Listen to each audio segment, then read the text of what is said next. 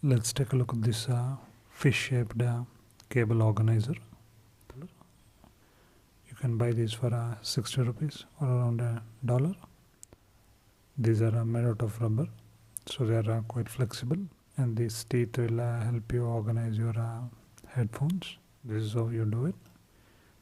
You put the headphones on one end, then keep wrapping your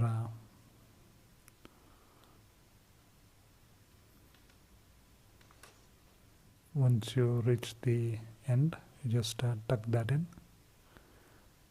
and now you have a neatly organized headphone cable that you can throw in your backpack or in your drawer. To unwind this is also quite easy. Now just keep pulling it. Do it much quicker by dangling it like this.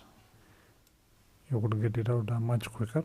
I am doing this with the camera in between, so I was going slow.